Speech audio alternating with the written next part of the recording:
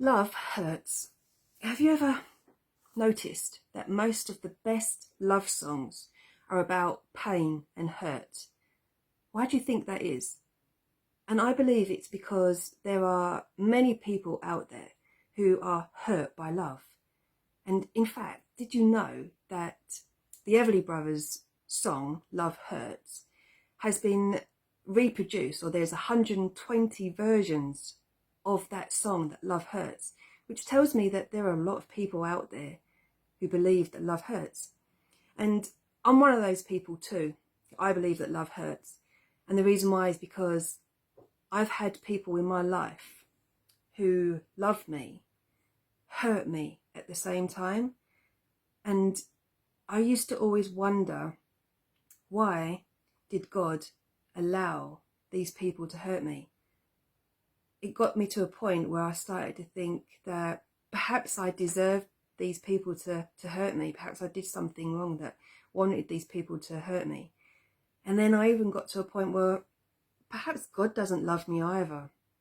So my experience of love is it hurts. And he didn't rescue me from all these people that were hurting me. So I started to ignore God until one day it got to a point where I no longer believed in him. I literally believed that he didn't exist.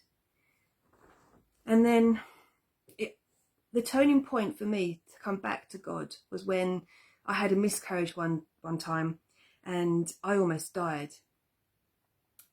And I remember thinking while I was recuperating that it's not God's fault. It wasn't his fault that the baby died and I lived. But I also started to think about all the trauma and all the struggles and all the experience of hurt over the years. I started to think to myself, there's a reason why all of that has happened and why I'm here. And I started to no longer blame God for it. I started to think it's not his fault. And because I was able to then make that decision that I didn't blame God anymore, I started to love him again. Even though I was still hurting, my love for God started to grow. But the statement is, love hurts. And this has got me thinking about Jesus, how he might have been thinking when he was on the cross. So he had just been whipped with a leather strap that had stones encrusted in it. And every time he was whipped, his flesh would be pulled apart away from him. So not only was he hurt physically, he was also, I'm imagining about his friends who had just dumped him before he was arrested and put on the cross. And then I'm wondering also whether Jesus started to think about how hurt he felt that before he gave up his spirit to die, God had abandoned him too. So in my mind, I'm thinking that hurts, right? Physically you hurt, emotionally you hurt, spiritually you hurt. And yet his love for us still carried on. And I think, why did God allow that to happen to Jesus? Why did he have to experience what he went through? Why did it have to be like that? And then I'm reminded that God so loved us that he came in human form as Jesus to teach us how to love. But ultimately, his reason for allowing that to happen was so that he could take on all of our wrongdoings, everything that we have done that separates us from him. He took all that on, and then he took it to his death so that we could live. But if you're hurting, it's really, really hard to live joyfully and in peace. Well, it is for me, if I'm really, really hurting. And so I've got a strategy. I've got something that I thought I'd bring with you today. That, yeah, love hurts, okay, but love also heals. And here's a bit of psychology for you.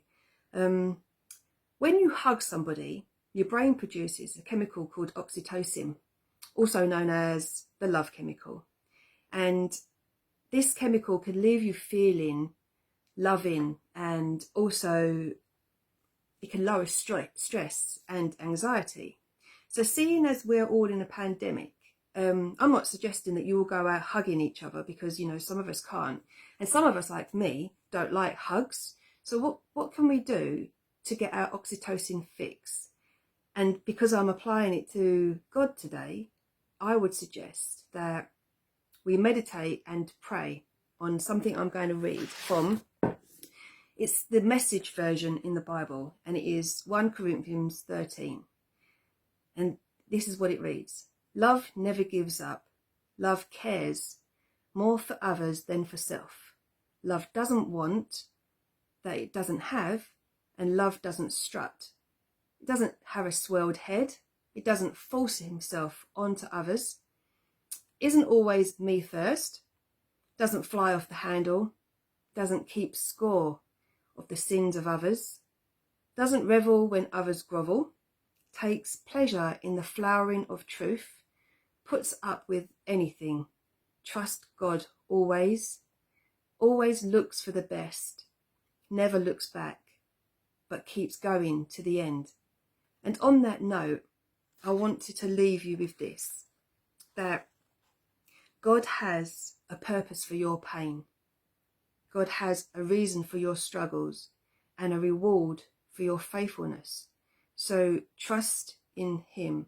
Don't give up and keep going to the end. And that is how you can turn love that hurts into love that heals.